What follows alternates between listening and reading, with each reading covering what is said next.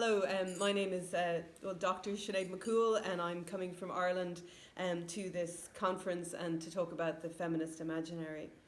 I think I struggled at the outset with, what does that mean?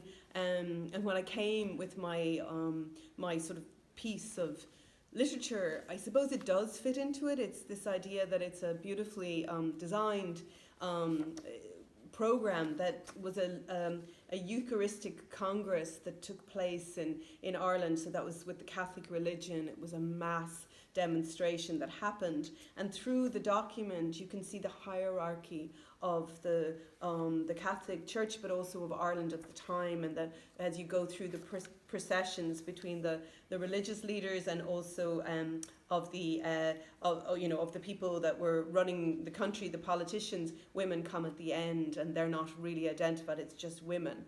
And so I suppose as a historian, but also as an art historian, you're seeking out source material. And over a period of time, it's like, how do you get the message across? Well, how do you send your message to other people? So what I've been doing myself is that I've sort of gone into my creative side. And a number of years ago, I published a book on a story about women. And what it's called is Leaving the Ladies. And it's actually a story of how a very important meeting happened in 1917 in Ireland of the leading women of the day. And it took place, thanks, this information has come from a minute book, in the toilet of the venue. And that's where it took. So it sort of started off as a humorous piece around, and leaving the ladies is leaving that the bathroom or the toilet, and the ladies being a term that we would use sometimes about that.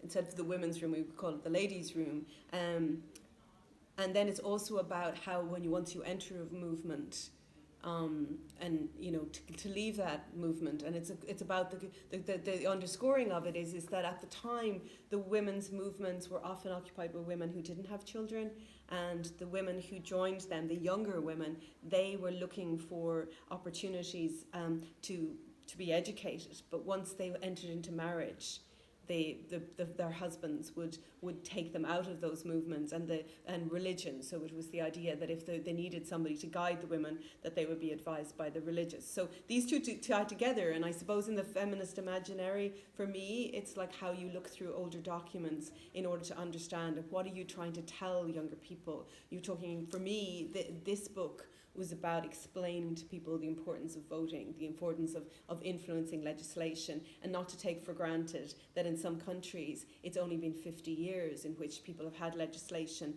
And then finally, they recently commissioned a painting of women in our houses of the Oireachtas, and the story of the women. But these are only the women that both senators and TDs that were in power 100 years after we got the vote. I mean, they fitted in one canvas. And so for me, this painting says so much about the now as well as about the past. And I've been very fortunate. I've been working for the government on a decade centenary programme called Manal100.ie, and this was our programme about that year called Vote All 100. Thank you very much indeed.